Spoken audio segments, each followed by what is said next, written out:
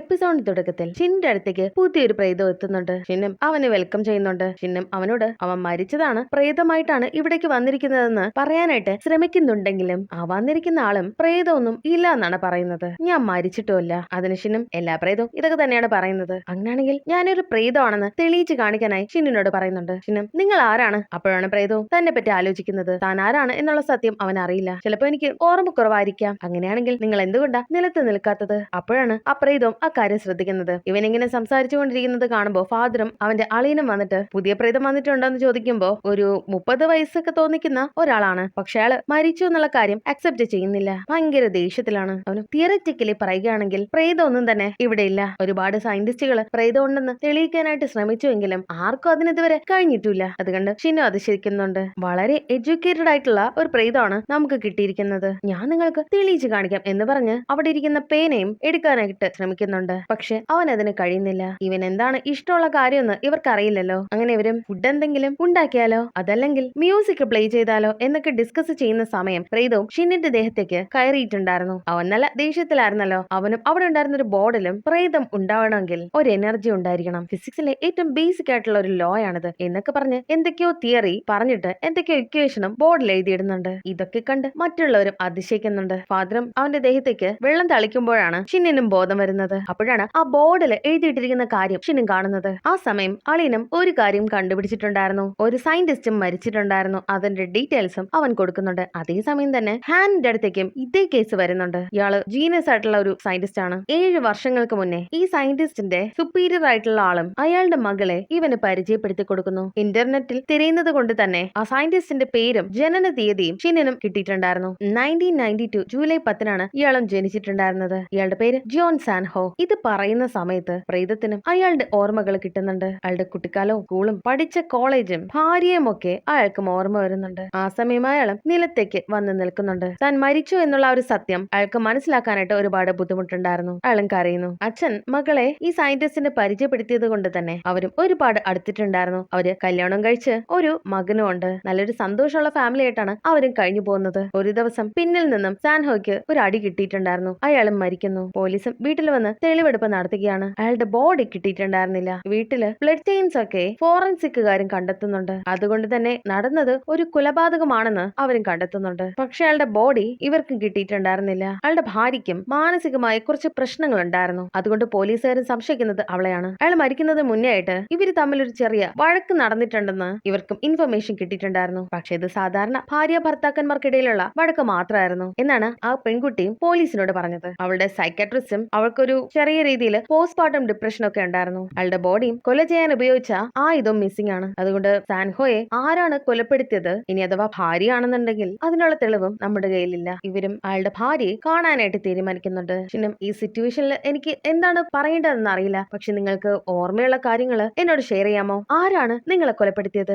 നിങ്ങളുടെ ഭാര്യയാണോ നിങ്ങളെ കൊലപ്പെടുത്തിയത്? പക്ഷെ ഇവിടെ ഹാനും അയാളുടെ ഭാര്യയെ ക്വസ്റ്റ്യൻ ചെയ്യുമ്പോൾ ഞാൻ അയാളെ കൊലപ്പെടുത്തിയിട്ടില്ലെന്നാണ് അവള് പറയുന്നത്. പക്ഷേ സാൻഹോയും ഭാര്യ തന്നെയാണ് തന്നെ കൊലപ്പെടുത്തിയത് എന്നാണ് പറയുന്നത്. അങ്ങനെ ഷിനും സാൻഹോയുടെ ഭാര്യ ഉള്ളിടത്തേക്ക് വരുന്നുണ്ട്. ഭർത്താവ് മരിച്ചത് കൊണ്ട് തന്നെ അവളുടെ വീട്ടിലാണ് അവളും കുഞ്ഞും താമസിക്കുന്നത്. ശേഷം ഷിനും സാൻഹോ കൊല ചെയ്തിട്ടുണ്ടായിരുന്ന ആ ഒരു വീട്ടിലേക്കും വരുന്നുണ്ട്. അവനും ഞാൻ പറ്റുന്ന കാര്യങ്ങൾ ഓർത്തെടുക്കാനായിട്ട് ശ്രമിക്കാമെന്ന് ഷിനോടും പറയുന്നുണ്ട്. ആ ദിവസം ജോലി കഴിഞ്ഞിട്ട് വന്നിട്ട് നിങ്ങൾ എന്താ ചെയ്തിട്ടുണ്ടായിരുന്നത്? അതിനവനും എന്റെ ഭാര്യയായിട്ട് എനിക്ക് ചെറിയൊരു വാക്ക് തർക്കം ഉണ്ടാകേണ്ടി വന്നിട്ടുണ്ട്. അവനും ജോലി കഴിഞ്ഞ് വരുന്ന സമയം ഭാര്യയും റിസൾട്ടിന്റെ കാര്യമൊക്കെ എന്തായി എന്ന് ചോദിക്കുമ്പോൾ നമുക്ക് നാളെ സംസാരിക്കാം, ഞാൻ ഒരുപാട് തളർന്നിരിക്കുകയാണ് എന്ന് പറയുമ്പോൾ അവളും വഴക്കൂടാനായിട്ട് ശ്രമിക്കുന്നുണ്ട്. നിങ്ങൾക്ക് സമയമില്ലെന്നാണോ? അവനും നീ ഇതുവരെ എന്നെ ഒരു ഫാമിലി ആയിട്ട് പോലും അക്സെപ്റ്റ് ചെയ്തിട്ടില്ല, എനിക്ക് മതിയായി, ഞാനിത് നിർത്താനായിട്ട് പോവുകയാണ് എന്നൊക്കെ പറഞ്ഞ് ചെറിയൊരു വഴക്ക് സംഭവിക്കുന്നുണ്ട്. അത് സാധാരണ ഭാര്യ ഭർത്താക്കന്മാര് വഴക്ക് കൂടുന്നത് പോലെയാണ് അവിടെ ഉണ്ടായിട്ടുള്ളത്. ശേഷം അവളും മുകളിലത്തെ നിലയിലേക്ക് കയറി പോയിട്ടുണ്ടായിരുന്നു. അവര് ഉറങ്ങിയ ശേഷം ഇവനും റൂം വിട്ട് പുറത്തേക്ക് വരുന്നുണ്ട്. എന്നിട്ട് വാഷ്റൂമിനകത്തേക്ക് പോകുന്നുണ്ട്. പിന്നെ ശരിക്കും ഭാര്യയും കുഞ്ഞും മാത്രമാണ് നിങ്ങളെ കൂടാതെ അന്ന് വീട്ടിലുണ്ടായിരുന്നതെന്ന് നിങ്ങൾക്ക് ഉറപ്പല്ലേ? അതേന്ന് അവനും. മറ്റെന്തൊക്കെയാ നിങ്ങൾക്ക് ഓർമ്മയുള്ളത്? ഇവനും മുഖം കഴുകുന്ന സമയം പിന്നിലൂടെ ആരോ ഇവനെ വന്ന് അടിക്കുന്നുണ്ട്. കണ്ണാടിയില്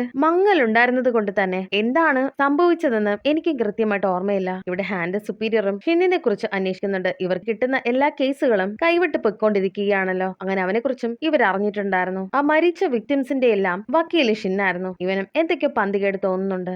ഹാനും തനിക്ക് കിട്ടിയിരിക്കുന്ന കേസ് ഒരുപാട് പഠിക്കുന്നുണ്ട്. അവളുടെ മൂക്കിൽ നിന്നൊക്കെ ബ്ലഡ് വരുന്നുണ്ടെങ്കിലും അവള് വീണ്ടും വീണ്ടും ഇവളുടെ കേസിനെ കുറിച്ച് കുറിച്ച് പഠിച്ചുകൊണ്ടിരിക്കുകയാണ്. ശേഷം പ്രീതു ഷിനു ഉറങ്ങിക്കിടക്കുന്ന സമയം അവന്റെ അടുത്ത് വന്നിരിക്കുന്നുണ്ട്. അവനും ഉണർന്നിട്ട് നിങ്ങൾ എന്താ ഇവിടെ ചെയ്യുന്നത്? എനിക്ക് ഉറക്കം വരുന്നില്ല, അതുകൊണ്ട് അതെന്താന്ന് എനിക്ക് മനസ്സിലാവുന്നില്ല. അതിന് ഷിനു പ്രേതങ്ങൾ ഉറങ്ങാറില്ല. ആ കോൺട്രാക്റ്റില് എന്താണ് പറഞ്ഞിരിക്കുന്നതെന്ന് നിങ്ങൾക്കറിയില്ലേ? എന്റെ പ്രൈവസിയെ ബാധിക്കുന്ന ഒരു കാര്യങ്ങളും ചെയ്യാനായിട്ട് പാടില്ല. ഉറങ്ങുന്നത് എന്റെ പ്രൈവസിയാണ്. അവനും മറ്റൊരു സംശയം ചോദിക്കുന്നുണ്ട്. നിങ്ങൾക്കുണ്ടായിരുന്ന മറ്റ് ക്ലയൻസ് ഉണ്ടല്ലോ, പ്രേതങ്ങൾ, അവർക്ക് എന്താ സംഭവിച്ചത്? അവർക്ക് വേണ്ടുന്ന എല്ലാ സഹായങ്ങളും ഞങ്ങൾ ചെയ്ത് കൊടുത്തിട്ടുണ്ടായിരുന്നു. അവരുടെ കൊലപാതകമായി ബന്ധപ്പെട്ട ആൾക്കാർക്ക് ശിക്ഷയും വാങ്ങിച്ചു കൊടുത്തിട്ടുണ്ടായിരുന്നു. എന്നിട്ട് അവരെ മറ്റൊരു ലോകത്തേക്ക് ഞങ്ങളും പറഞ്ഞയച്ചിട്ടുണ്ടായിരുന്നു. അതുകൊണ്ട് നിങ്ങൾ ഒന്നുകൊണ്ടും വിഷമിക്കണ്ട. നിങ്ങളുടെ കൊലപാതകത്തിന് ഉത്തരവാദിയായിട്ടുള്ള നിങ്ങളെ ഭാര്യയെ തീർച്ചയായിട്ടും ഞാൻ ശിക്ഷിക്കാൻ വേണ്ടിയിട്ട് എല്ലാ കാര്യങ്ങളും ചെയ്യും. അതിനവനും അവളെ ശിക്കണ്ട. അതെന്തുകൊണ്ടാ? നിങ്ങൾക്കൊരു നല്ല ഫ്യൂച്ചർ ഉണ്ടായിരുന്ന ആളല്ലേ, നിങ്ങളൊരു സയന്റിസ്റ്റ് ആയിരുന്നില്ലേ? പക്ഷെ അവള് നിങ്ങളെ കൊന്നു കളഞ്ഞില്ലേ? അതിനവനും അവൾക്ക് പണിഷ്മെന്റ് കിട്ടിയാലും ഞാൻ ജീവനോടുകൂടി ഇനി ഒരിക്കലും തിരിച്ചു വരില്ലല്ലോ. നിങ്ങൾ പറയുന്നത് ശരി തന്നെ. എന്നാലും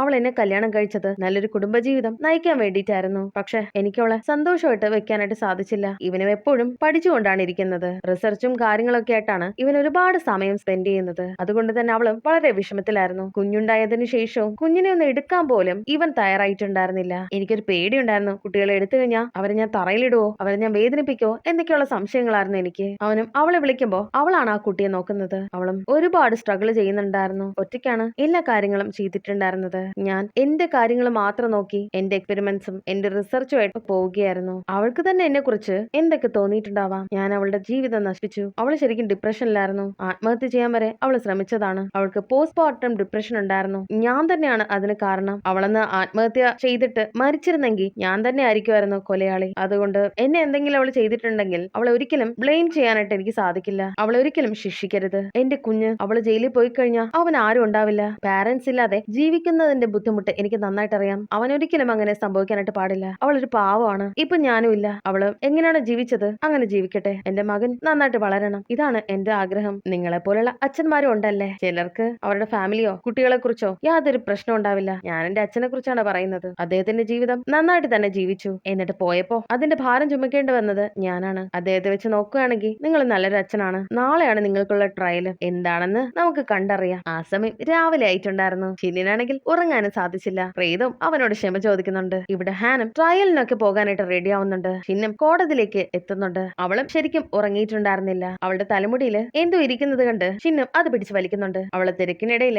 അതെടുക്കാൻ മറന്നുപോയതാണെന്ന് അവന് മനസ്സിലായിട്ടുണ്ടായിരുന്നു. നിങ്ങൾ എന്തിനാ എന്റെ തലമുടി പിടിച്ച് വലിച്ചത്? അതിനവനും ഞാൻ നിങ്ങളെ വിളിക്കാനായിട്ട് ശ്രമിക്കുകയായിരുന്നു. നിങ്ങൾ എന്താ ഇവിടെ ചെയ്യുന്നത്? അതിനവളും വക്കീലമാർക്ക് കോടതിയിൽ എന്താ കാര്യം എന്ന് നിങ്ങൾക്ക് ഞാൻ പറഞ്ഞു തരണോ? അപ്പോഴാണ് ആ പ്രേതത്തിന്റെ ഭാര്യയുടെ കേസ് വാദിക്കുന്നത് ഇവളാണെന്നുള്ള കാര്യം ഷിന്നിന് മനസ്സിലാകുന്നത്. ഇവള് നല്ല ദേഷ്യത്തിലായിരുന്നു. ഇവളുടെ ചോദ്യങ്ങൾക്കുള്ള ഉത്തരവൊന്നും ഷിന്നി കൊടുത്തിട്ടുണ്ടായിരുന്നില്ലല്ലോ. അവനും നിങ്ങളുടെ മൂക്കിൽ നിന്നും ബ്ലഡ് വരുന്നുണ്ട് എന്ന് പറഞ്ഞിട്ട് അവനും കർച്ചിഫ് ഒക്കെ കൊടുക്കുന്നുണ്ട്. നിങ്ങൾ എന്തിനാ ഇത്രയും കഷ്ടപ്പെടുന്നത്? നിങ്ങൾക്ക് റെസ്റ്റ് എടുത്തുകൂടെ? ഇത്രയും ഹാർഡ് വർക്ക് ഈ കേസിന് വേണ്ടി ചെയ്യേണ്ട കാര്യമുണ്ടോ? സത്യം എന്തായാലും പുറത്തു വരുമല്ലോ. നിങ്ങൾ എന്തൊക്കെയായി പറയുന്നതെന്ന് അവനോട് ചോദിക്കുമ്പോ സാൻഹോയും കൊല്ലപ്പെട്ടതാണ്. അത് ചെയ്തത് അയാളുടെ ഭാര്യയും വാഷ്റൂമിൽ വെച്ചിട്ടാണ് അയാളും കൊല ചെയ്തിട്ടുണ്ടായിരുന്നത്. അവള് ഹസ്ബൻഡിനെ കൊന്നിട്ടില്ല എന്ന് പറയുന്നത് കള്ളമാണ്. ഇതൊക്കെ നിങ്ങൾക്ക് എങ്ങനെ അറിയാമെന്ന് ചോദിക്കുമ്പോ അവനും ഞാൻ നിങ്ങളോടത് പറയാനായിട്ട് ശ്രമിച്ചിട്ടുണ്ടായിരുന്നല്ലോ. പ്രേതമാണ് എന്നോട് പറഞ്ഞത്. അത് കേട്ടിട്ട് അവളും എനിക്കൊരു സഹായം ചെയ്തു തരാമോ? ഇനി എന്നെ കാണുകയാണെങ്കിൽ എന്നെ അറിയില്ല എന്ന് തന്നെ കരുതിക്കോളൂ. എന്നോട് വന്ന് സംസാരിക്കരുത്. നമ്മൾ ഇതുപോലെ സംസാരിക്കാൻ വേണ്ടി മാത്രം അത്ര അടുപ്പമൊന്നുമില്ല. സാൻഹോ എങ്ങനെയാണ് മരിച്ചതെന്നോ എവിടെ വെച്ചിട്ടാണ് മരിച്ചതെന്നോ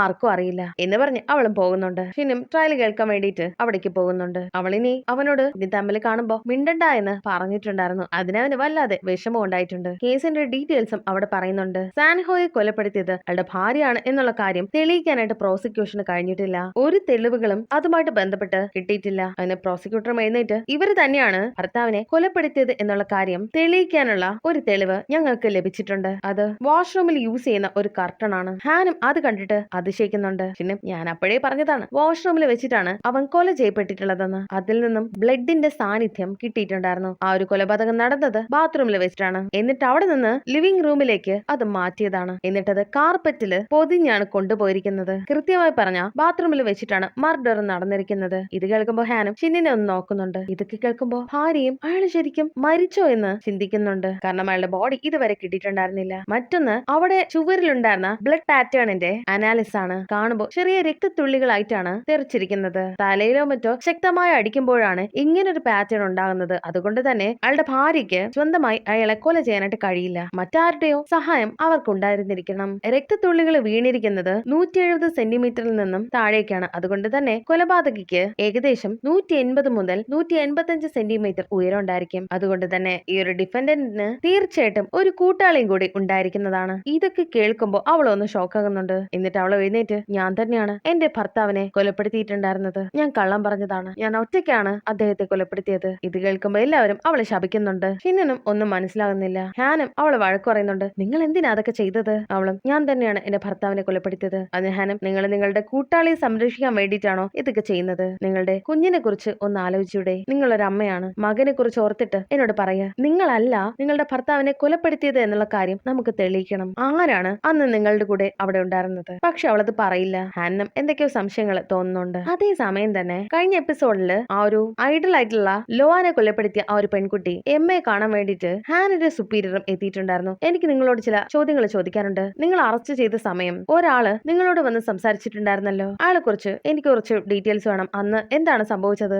നിങ്ങൾ എന്തുകൊണ്ടാ നിങ്ങൾ കൊല ചെയ്തു എന്നുള്ള കാര്യം അന്ന് പറഞ്ഞിട്ടുണ്ടായിരുന്നത്? അവളും, ആ മനുഷ്യൻ ലോവാനെ പോലെയായിരുന്നു സംസാരിച്ചിട്ടുണ്ടായിരുന്നത്. അവൻ ലോവാനെ പോലെ മാത്രമല്ല, അത് ശരിക്കും ലോവാൻ തന്നെയായിരുന്നു എന്നാണ് എനിക്കും തോന്നിയിരിക്കുന്നത്. ഇവിടെ ഹാനും ട്രയൽ കഴിഞ്ഞിട്ട് ഒരാളോട് ഷിന്നിന്റെ ഓഫീസിന്റെ അഡ്രസ്സും ചോദിക്കുന്നുണ്ട്. അവൻ അപ്പോഴേ പറഞ്ഞതാണ് കേസിന്റെ ഡീറ്റെയിൽസ് ഒക്കെ. അന്നേരം അവള് വിശ്വസിച്ചിട്ടുണ്ടായിരുന്നില്ല. ഷിന്നും ഓഫീസിലേക്ക് വരുന്ന സമയം പ്രീതവും അവനെ കാത്തു നിൽക്കുന്നുണ്ടായിരുന്നു. കേസിന്റെ ഡീറ്റെയിൽസ് എന്തായെന്നൊക്കെ ചോദിക്കുമ്പോ അവൻ അവിടെ നടന്ന കാര്യങ്ങളൊന്നും തന്നെ സാൻഹോയോട് പറയുന്നില്ല. അവള് മിണ്ടാതെയാണ് ഇരുന്നത്. നിന്നെ കുറിച്ചുള്ള ഡീറ്റെയിൽസ് ഒന്നും അവള് പറഞ്ഞിട്ടുണ്ടായിരുന്നില്ല. അവള് കുറ്റം സമ്മതിച്ചു എന്നറിഞ്ഞാ ഇവന് ചിലപ്പോ വിഷമം ഉണ്ടായാലോ എന്ന് കരുതിയിട്ടാണ് ഷിന്നും അങ്ങനെ പറഞ്ഞത്. ഷിന്നും, നമുക്ക് ഈ കേസ് മുന്നോട്ട് കൊണ്ടുപോകണമെങ്കിൽ നിങ്ങളുടെ ബോഡി എവിടെയാണെന്ന് നമുക്കറിയണം. അവള് നിങ്ങളുടെ ബോഡി കൊണ്ടുപോയി ഇടാൻ സാധ്യതയുള്ള ഏതെങ്കിലും സ്ഥലം നിങ്ങൾക്കറിയാമോ എന്ന് ചോദിക്കുമ്പോ അവന് ഓർത്തിട്ട്, ഞങ്ങൾക്ക് രണ്ടുപേർക്ക് മാത്രം അറിയാന്നുള്ള ഒരു സ്ഥലമുണ്ട്. ഞങ്ങളുടെ ലാബിനടുത്തുള്ള ഒരു കാടാണത്. ഞങ്ങൾ രണ്ടുപേരും പ്രേതത്തിലൊന്നും വിശ്വസിക്കുന്നുണ്ടായിരുന്നില്ല. അതുകൊണ്ട് ഞങ്ങള് ഇടയ്ക്കൊക്കെ അവിടെ പോകാറുണ്ട്. അവിടെ ആരും പോകാറില്ല, കാരണം അവിടെ പ്രേതങ്ങൾ ഉണ്ടെന്ന് പറഞ്ഞിട്ട് ആരും വരാറില്ല. പക്ഷെ അതൊരു നല്ല സ്ഥലമാണ്. ഷിന്നും, ബോഡി മറവ് ചെയ്യാൻ പറ്റിയൊരു സ്ഥലം തന്നെയാണത്. നമുക്ക് എന്തായാലും അവിടെ പോയി നോക്കാമെന്ന് പറഞ്ഞ് പ്രേതത്തെയും കൊണ്ട് പോകുന്നുണ്ട്. ആ സമയമാണ് ഹാനും അവിടേക്ക് വരുന്നത്. നിങ്ങൾക്ക് എങ്ങനെ അറിയാം അവൻ കൊല ചെയ്യപ്പെട്ടത് ബാത്റൂമിലാണ് എന്നുള്ള കാര്യം? നിങ്ങൾ എന്നെ വിശ്വസിച്ചില്ലല്ലോ, ഞാൻ പറഞ്ഞതല്ലേ. അപ്പോഴാണ് ആ ഒരു ഓഫീസിന്റെ ബാക്ക്ഗ്രൗണ്ട് ഒക്കെ ഇവളും ശ്രദ്ധിക്കുന്നത്. അവളും തെളിയിക്കാനായിട്ട് അവനോട് പറയുന്നുണ്ട്, പ്രേതം ഉണ്ടെങ്കിൽ ഇവിടെ കിടക്കുന്ന കസേരയോ മേശയോ ഒക്കെ എടുത്തുയർത്താനായിട്ട് പറയേ. സിനിമയിലൊക്കെ നമ്മൾ അങ്ങനെയാണല്ലോ കാണുന്നത്. അതിനവനും, പ്രേതങ്ങൾക്ക് അങ്ങനെയൊന്നും ചെയ്യാനായിട്ട് സാധിക്കില്ല. അവർക്കൊരു സാധനം പിടിക്കാനോ അത് മാറ്റാനൊന്നും സാധിക്കില്ല. അപ്പൊ നിങ്ങൾ പറയുന്നത് നിങ്ങൾക്കിത് തെളിയിക്കാനായിട്ട് സാധിക്കില്ലെന്നാണോ? നിങ്ങൾ ഇങ്ങനെ പറയുമ്പോ ഞാൻ എങ്ങനെ നിങ്ങൾ പറയുന്ന കാര്യങ്ങൾ വിശ്വസിക്കുന്നത്? അപ്പോഴാണ് അവനും ബോർഡിൽ എഴുതിയിരിക്കുന്ന കാര്യങ്ങൾ ശ്രദ്ധിക്കുന്നത്. എന്റെ കയ്യിൽ തെളിവുണ്ട്, ഇത് നോക്കിക്കേ. സാൻഹോ എന്റെ ശരീരത്തിൽ പ്രവേശിച്ച സമയത്താണ് ഞാനിത് ഇവിടെ എഴുതിയിട്ടുണ്ടായിരുന്നത്. അതൊന്നും തന്നെ അവള് വിശ്വസിക്കില്ല. അവനും, നിങ്ങൾക്ക് സംശയം ഉണ്ടെങ്കിൽ സാൻഹോയുടെ ഹാൻഡ് റൈറ്റിംഗ് പരിശോധിച്ചാൽ മതി. നിങ്ങൾക്ക് അവന്റെ ഫാമിലിയോടോ ആരോട് വേണമെങ്കിലും ചോദിക്കാം. അവന്റെ ഭാര്യ നിങ്ങൾക്കറിയാലോ, അവളോട് ചോദിച്ചാലും മതി. പക്ഷെ അവള് ഇതൊന്നും വിശ്വസിക്കില്ല. നിങ്ങൾക്ക് പണം ഇഷ്ടമാണെന്ന് എനിക്കറിയാം എന്ന് വെച്ചിട്ട് മറ്റുള്ളവരോട് ആ രീതിയിൽ സംസാരിക്കരുത് എന്ന് പറഞ്ഞിട്ട് കോടതിയിൽ നടന്നിട്ടുണ്ടായിരുന്ന കാര്യങ്ങള് അവളും പറയുന്നുണ്ട്. കോടതിയിൽ അവളും കുറ്റസമ്മതം നടത്തിയെന്ന് പ്രേതത്തോട് പറഞ്ഞിട്ടുണ്ടായിരുന്നില്ല. ഇവര് തമ്മിലും വഴക്കൂടുന്നുണ്ട്. ഇവൻ പറയുന്നതാണെങ്കിൽ അവളോട്ട് വിശ്വസിക്കുന്നില്ല. ശേഷം ഷിന്നും അവന്റെ ബോഡി അന്വേഷിച്ച് പോകുന്നുണ്ട്. പ്രേതവും അവന്റെ ഭാര്യ കുറ്റസമ്മതം നടത്തിയെന്നുള്ള കാര്യം എന്തുകൊണ്ടാ പറയാത്തതെന്ന് ചോദിക്കുന്നുണ്ട്. അതിനവനും, നിങ്ങളെ വിഷമിക്കണ്ട എന്ന് കരുതിയിട്ടാണ് ഞാൻ പറയാതിരുന്നത്. ഇനി എന്തെങ്കിലും നിങ്ങൾ എന്റെ അടുത്ത് നിന്ന് മറച്ചു വെക്കുന്നുണ്ടോ എന്ന് ചോദിക്കുമ്പോ അവനും ഇല്ലെന്നാണ് പറയുന്നത്. അവൾക്കൊരു കൂട്ടാളി ഉണ്ടായിരുന്നല്ലോ കൊലപ്പെടുത്താൻ വേണ്ടിയിട്ട്. അക്കാര്യൊന്നും ഇവനോട് പറയില്ല. അവരും CCTV ഒന്നും തന്നെ ഇല്ലാത്ത കാറ് പാർക്ക് ചെയ്യാനായിട്ട് സൗകര്യമുള്ള ഒരു സ്ഥലത്തേക്ക് അവരുടെ കാറും കൊണ്ട് നിർത്തുന്നുണ്ട്. ഈ സ്ഥലം ഒരു ബോഡി മറവ് ചെയ്യാൻ പറ്റിയൊരു സ്ഥലമാണ്. ഇവിടെ എന്തെങ്കിലും തെളിവ് കിട്ടുമോന്ന് നമുക്ക് നോക്കാം. അങ്ങനെ ഷിന്നു പോകുന്ന സമയം അവിടെ ഒരു കവർ കിടക്കുന്നത് അവനും ശ്രദ്ധിക്കുന്നുണ്ട്. ഇവിടെ ഹാനം ആ സയന്റിസ്റ്റ് വർക്ക് ചെയ്തിട്ടുണ്ടായിരുന്ന ആ ഒരു ലാബിലേക്ക് വന്നിട്ടുണ്ട്. അവിടെ ജങ് എന്ന് പറയുന്ന ഒരു സയന്റിസ്റ്റും ഹാനിന് എല്ലാ കാര്യങ്ങളും പറഞ്ഞു കൊടുക്കുന്നുണ്ട്. ഇവിടെ 30 റിസർച്ചേഴ്സ് ആണ് ഉള്ളത്. ഞങ്ങൾക്ക് ഇവിടെ ഒരു റിസർച്ചേഴ്സിന് താമസിക്കാനുള്ള ഒരു സ്ഥലവും ഒരുക്കിയിട്ടുണ്ട്. കാരണം വർക്ക് കാരണം തന്നെ ഞങ്ങൾക്ക് വീട്ടിൽ പോകാനായിട്ട് സാധിക്കില്ല. രാവിലെ ഉണ്ടായിരുന്ന ട്രയലില് നിങ്ങൾ പങ്കെടുത്തിട്ടുണ്ടായിരുന്നില്ലേ? നിങ്ങൾ ദേഷ്യപ്പെട്ട് ഇറങ്ങി പോകുന്നത് ഞാൻ കണ്ടിട്ടുണ്ടായിരുന്നു. അവനും, സാങ്ഹോയുടെ വൈഫിന്റെ പേര് സുജോങ് എന്നാണ്. സുജോങ്ങും ഞാനും ഫ്രണ്ട്സ് ആയിരുന്നു ഒരുപാട് കാലം മുന്നേ. നിങ്ങൾക്ക് എന്തെങ്കിലും എന്നോട് പറയാനായിട്ടുണ്ടോ? സുജോങ് ഒരിക്കലും അങ്ങനെയൊന്നും ചെയ്യില്ല. മറ്റാരുമാണ് പ്രതി? ഇവിടെ ഷിന്നും മണ്ണിളകി കിടക്കുന്ന കുറച്ച് സ്ഥലം അവൻ കണ്ടിട്ടുണ്ടായിരുന്നു. നിങ്ങൾ വരണ്ട, ഞാൻ പോയി നോക്കിക്കൊള്ളാം. അഥവാ വന്ന് നിങ്ങളുടെ ബോഡി കണ്ടു കഴിഞ്ഞാൽ ചിലപ്പോ നിങ്ങൾ എന്റെ ശരീരത്തിലേക്ക് കയറാനായിട്ട് സാധ്യതയുണ്ട്. അതിനവനും, അതൊന്നും പ്രശ്നമല്ല, എനിക്ക് എല്ലാ കാര്യങ്ങളും മനസ്സിലായല്ലോ. ഞാൻ ഇനി ഒരിക്കലും അങ്ങനെയൊന്നും പെരുമാറില്ല. ഇവിടെയുള്ള മണ്ണിന്റെ കളറ് കുറച്ച് വ്യത്യാസമാണ്. ഇത് നന്നായിട്ട് ഇളക്കി കിടക്കുന്നുണ്ട് എന്ന് പറഞ്ഞ് അവനും ആ ഒരു മണ്ണും ഇളക്കുന്നുണ്ട്. അവനും ഒരു കാര്യം പറയുന്നുണ്ട്, അവൾ ഒറ്റയ്ക്ക് എന്നെ കൊല ചെയ്യാനും ഇവിടെ കൊണ്ടിടാനും ഒരു സാധ്യതയില്ല. എനിക്ക് 70 കിലോ വെയിറ്റ് ഉണ്ട്. കാറിൽ നിന്നും എന്റെ ശരീരം എടുത്ത് ഇങ്ങോട്ടേക്ക് കൊണ്ടുവന്ന് എന്നെ കുഴിച്ചിടാനായിട്ടുള്ള അത്രയും ആരോഗ്യമൊന്നും അവൾക്കില്ല. ചിലപ്പോ അവൾ ഒറ്റയ്ക്കായിരിക്കില്ല, അവളുടെ കൂടെ മറ്റാരെങ്കിലും ഉണ്ടായിരിക്കും. അന്നേരം ഷിന്നും അവിടെ നിന്ന് അവന്റെ ബോഡിയും കിട്ടുന്നുണ്ടായിരുന്നു. ഇവിടെ ഹാനോട് ജങ്ങും ഈ ലാബിലെ ചീഫാണ് സുജോങ്ങിന്റെ അച്ഛൻ. അയാളാണ് അവരെ രണ്ടുപേരെയും പരിചയപ്പെടുത്തി കല്യാണം കഴിപ്പിച്ച് വിട്ടിട്ടുണ്ടായിരുന്നത്. സാൻഹോ ഒരു മിടുക്കനായിട്ടുള്ള റിസർച്ചറാണ്. ഈ ചീഫിന്റെ ഭാര്യയ്ക്ക് വിട്ടുമാറാത്തൊരു രോഗമുണ്ട്. അതിന്റെ ചികിത്സാ രീതികൾ കണ്ടുപിടിക്കാനും റിസർച്ച് ചെയ്യാനുമായിട്ട് ഇവന്റെ ആവശ്യം അയാൾക്കുണ്ടായിരുന്നു. ഇവിടെ പ്രേതവും അവൾക്ക് ഒരു കൂട്ടാളിയുണ്ട്. നിങ്ങൾക്ക് അതിനെപ്പറ്റി അറിയാമെന്ന് ചോദിക്കുമ്പോ ഷിന്നം എനിക്ക് കൃത്യമായിട്ട് അറിയില്ലായിരുന്നു. ആ ട്രയലില് ഈ കാര്യങ്ങൾ പറഞ്ഞിട്ടുണ്ടായിരുന്നോ? അതുകൊണ്ടാണോ അവള് കുറ്റസമ്മതം നടത്തിയിട്ടുണ്ടായിരുന്നത്? അവള് ഒറ്റയ്ക്കാണ് കൊല ചെയ്തതെന്നാണ് പറഞ്ഞിട്ടുണ്ടായിരുന്നത്. അവൾ എന്തിനായിരിക്കും അപ്പോ അങ്ങനെ പറഞ്ഞിട്ടുണ്ടായിരുന്നത്? അത് മിക്കവാറും അവരെ സംരക്ഷിക്കാൻ വേണ്ടിയിട്ടായിരിക്കണം. ഇവനും കരുതുന്നത് ഇവന്റെ അമ്മായി അച്ഛനാണ്, അതായത് ആ ചീഫാണ് ഇവനെ കൊലപ്പെടുത്തിയത് എന്നുള്ളതാണ്. അയാൾ തന്നെയാണ് ഇത് ചെയ്തത്. ഇവിടെ അമ്മായി അച്ഛനും ജോങ്ങിനെ കാണാൻ വേണ്ടിയിട്ട് ജയിലിലേക്ക് വരുന്നുണ്ടെങ്കിലും അവള് ഇയാളെ കാണാനായിട്ട് കൂട്ടാക്കുന്നുണ്ടായിരുന്നില്ല. ഇവിടെ ഹാനോട് ജങ്ങും സുജോങ്ങിന്റെ അമ്മയ്ക്ക് ഒരു റെയർ ആയിട്ടുള്ള ഒരു അസുഖമുണ്ട്, കോൺസെല്ലോ. അവര് മരിച്ചുകൊണ്ടിരിക്കുകയാണ്. സാൻഹോ അതിനുള്ള മരുന്നൊക്കെ കണ്ടുപിടിച്ചുകൊണ്ടിരിക്കുന്ന സമയം പെട്ടെന്ന് അവൻ അത് നിർത്തിയിട്ടുണ്ടായിരുന്നു. അതിന്റെ പേരിൽ ഇവര് തമ്മിൽ ചില പ്രശ്നങ്ങളൊക്കെ ഉണ്ടായിരുന്നു. ഇക്കാരണം കൊണ്ടായിരിക്കാം അവൾ ഇതെല്ലാം ഏറ്റെടുത്തിട്ടുണ്ടായിരുന്നത്. ഏറ്റെടുത്തതോ? ആർക്കു വേണ്ടി ഏറ്റെടുത്തെന്നാ നിങ്ങളെ പറയുന്നത്? അതിനവനും അവളുടെ അച്ഛന് വേണ്ടി. മിക്കവാറും അവളുടെ അച്ഛനായിരിക്കണം ഇത് ചെയ്തിട്ടുണ്ടായിരിക്കുന്നത്. അച്ഛന്റെ മേലെ പഴി വരാതിരിക്കാൻ വേണ്ടിയിട്ടായിരിക്കണം അവൾ അങ്ങനെ ചെയ്തിട്ടുണ്ടായിരിക്കുന്നത്. അത് അയാൾക്ക് വേണ്ടിയിട്ടല്ല, അവളുടെ അമ്മയ്ക്ക് വേണ്ടിയിട്ടാണ്. അവളുടെ അമ്മയുടെ ആ ഒരു അസുഖം കാരണം അവർക്ക് പാരാലിസിസും ഓർമ്മക്കുറവൊക്കെ സംഭവിച്ചിട്ടുണ്ടായിരുന്നു. അവരുടെ മകളെ പോലും അവർക്ക് ഓർമ്മയുണ്ടായിരുന്നില്ല. ഭർത്താവിനെ മാത്രമായിരുന്നു അവർക്ക് അറിയാവുന്ന ഒരാള്. അയാളാണ് കൊലപാതകത്തിന് പിന്നിലെന്നും മനസ്സിലാക്കിയത് കൊണ്ടായിരിക്കണം അവൾ ആ കുറ്റവും സമ്മതിച്ചിട്ടുണ്ടായിരിക്കുന്നത്. കാരണം അവളുടെ അച്ഛന്റെ മേല് ഈ ഒരു പഴിയൊന്നും വരാനായിട്ട് പാടില്ല. കാരണം അമ്മയ്ക്ക് അച്ഛനില്ലാതെ ജീവിക്കാനും പറ്റില്ല. അയാൾ ഫുഡ് കൊടുത്താൽ മാത്രമേ അവര് കഴിക്കുകയുണ്ടായിരുന്നുള്ളൂ. ഇവിടെ പ്രേതത്തിനും അതൊക്കെ മനസ്സിലാകുന്നുണ്ട്. അതുകൊണ്ടായിരിക്കണം അവള് സമ്മതിച്ചിട്ടുണ്ടായിരിക്കുന്നത്. അവനും ഇതൊക്കെ കാണുമ്പോ വല്ലാതെ ദേഷ്യം വരുന്നുണ്ട്. എന്തിനാണ് എന്നോട് ഇങ്ങനെ ചെയ്തിട്ടുണ്ടായിരിക്കുന്നത്? ഷീനിന് പെട്ടെന്ന് എന്തൊക്കെയോ മാറ്റങ്ങൾ വന്നിട്ടുണ്ടായിരിക്കും. കാരണം പ്രേതം ഇവന്റെ ദേഹത്തേക്ക് കയറിയിട്ടുണ്ടായിരുന്നു. അവനും കരയുന്നു. ആ സമയം ഷിന്നിന്റെ അമ്മയ്ക്ക് കയ്യിലൊരു മുറിവ് പറ്റിയിട്ടുണ്ടായിരുന്നു. അവർക്ക് അത് കണ്ടിട്ട് എന്തൊക്കെയോ സംശയം തോന്നുന്നുണ്ട്. ഇവിടെ ഹാനോട് ജങ്ങും അവളെ രക്ഷിക്കാൻ വേണ്ടിയിട്ട് എന്ത് സഹായം വേണമെങ്കിലും ഞാൻ ചെയ്തു തരാമെന്ന് അയാളും പറയുന്നുണ്ട്. ശേഷം സാൻഹോയുടെ ലാബിലേക്കും ഹാൻ കയറുന്നുണ്ട്. അവിടുത്തെ അയാളുടെ ഹാൻഡ് റൈറ്റിംഗ് ഒക്കെ കാണുമ്പോൾ ഷിന്നിന്റെ ഓഫീസിൽ കണ്ട അതേ ഹാൻഡ് റൈറ്റിംഗ് പോലെ തന്നെ ഉണ്ടായിരുന്നു. ഇവിടെ ഷിന്നിന്റെ അമ്മയും ഷിൻ എവിടെയാണെന്ന് അറിയാമോ? അവനെ ഞാൻ ഫോണിൽ വിളിച്ചിട്ടുണ്ടായിരുന്നു, പക്ഷെ എടുത്തിട്ടുണ്ടായിരുന്നില്ല. ആ സമയം അളിയനും എനിക്കവൻ മെസ്സേജ് അയച്ചിട്ടുണ്ടായിരുന്നല്ലോ, സാൻഹോയുടെ ബോഡി കണ്ടുപിടിക്കാനായിട്ട് പോവുകയാണെന്നാണ് എന്നോട് പറഞ്ഞത്. ആ സമയം ഫാദറും വന്നിട്ട് അവന്റെ ബോഡി കണ്ടുപിടിക്കാൻ പോയെന്നോ? അത് ശരിയായ കാര്യമല്ലല്ലോ. അത് ചിലപ്പോ അവന് കൂടുതൽ അപകടം ഉണ്ടാവുകയുള്ളൂ.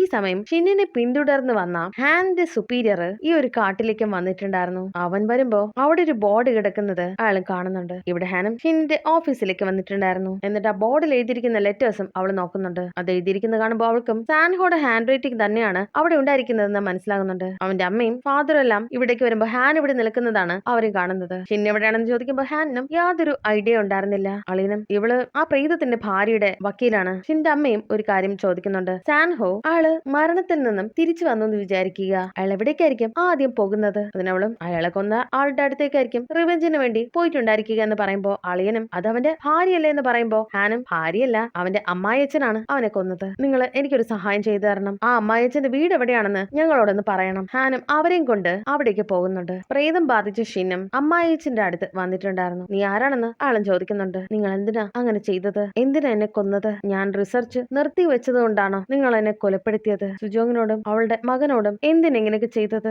എന്റെ മകന് പാരന്റ്സ് ഇല്ലാതാക്കിയല്ലോ നിങ്ങള്. ആ സമയമാണ് അവന്റെ മകനും അവിടേക്ക് വരുന്നത്. അവന്റെ മുത്തച്ഛനും ഇത് കണ്ട് ഷിന്നവനെ ഉപദ്രവിക്കുമെന്ന് കരുതി കുഞ്ഞിനെ എടുത്തുകൊണ്ട് പോകുന്നുണ്ട്. നിങ്ങൾ ഒന്നും ചെയ്യരുത് എന്നൊക്കെ പറഞ്ഞ് അയാളും പറയുന്നുണ്ട്. ഇതിന്റെ വാതിലും അടയ്ക്കുന്നു. പ്രേതവും ആ ഒരു വാതില് തള്ളി തുറക്കാനായിട്ട് ശ്രമിക്കുന്നുണ്ട്. എന്റെ മകനെ എനിക്ക് കിട്ടണം, എന്റെ കുഞ്ഞിനെ ഇങ്ങ് തായോ എന്നൊക്കെ പറഞ്ഞ് അയാളും ബഹളം ഉണ്ടാക്കുന്നുണ്ട്. ആ സമയം ഷിന്നിന്റെ അമ്മയും അവനെ വന്ന് പിടിക്കുന്നുണ്ട്. അതുകൊണ്ട് തന്നെ ഷിന്നിനെ വിട്ട് ആ പ്രേതവും പോകുന്നുണ്ട്. അപ്പോഴാണ് അവനും ബോധം വരുന്നത്. അവർക്കും മനസ്സിലാകുന്നുണ്ട്, നിനക്കിപ്പോ ഓക്കെ ആയോ? അമ്മയോ, ഞാൻ ഇവിടെ എന്താ ചെയ്യുന്നത്? എന്റെ കൈക്ക് എന്ത് പറ്റി? ഞാൻ എന്താ ചെയ്തത്? അമ്മയും അവനെ സമാധാനിപ്പിക്കുന്നുണ്ട്. ആ സമയം അവിടേക്ക് പോലീസ് വരുന്നുണ്ട്. അവരും ഷിന്നിനെ അറസ്റ്റ് ചെയ്യുന്നുണ്ട്. സാൻഹോയുടെ ബോഡി കണ്ടെത്തിയത് ഷിന്നായിരുന്നല്ലോ. അവനെ പിന്തുടർന്നു വന്ന ഹാനിന്റെ സുപ്പീരിയർ ആണ് പോലീസുകാരെ വിവരം അറിയിച്ചത്. സാൻഹോയെ കൊലപ്പെടുത്തിയതിനും അയാളുടെ ബോഡി മറവ് ചെയ്യാനായിട്ട് ശ്രമിച്ചതിനും നിങ്ങളെ ഞങ്ങൾ അറസ്റ്റ് ചെയ്യുകയാണ് എന്ന് പറഞ്ഞ് അവനെ അറസ്റ്റ് ചെയ്ത് കൊണ്ടുപോകുന്നുണ്ട്. ഞങ്ങൾക്കൊരു ഗ്ലൗസ് കിട്ടിയിട്ടുണ്ട്, അത് ബോഡിയുടെ അടുത്ത് നിന്നാണ്. അതിന്റെ ഫിംഗർ പ്രിന്റ് ഷിന്നിന്റെ ഫിംഗർ പ്രിന്റ്സുമായിട്ട് മാച്ച് ചെയ്യുന്നുണ്ട്. അവന് ബഹളം വയ്ക്കുന്നുണ്ട്, ഞാൻ ഇതൊന്നും ചെയ്തിട്ടില്ല എന്നൊക്കെ പറയുന്നുണ്ടെങ്കിലും പോലീസ് ആളെ കൊണ്ട് പോകുന്നുണ്ട്. ഇവിടെ വെച്ച് എപ്പിസോഡ് അവസാനിക്കുന്നു.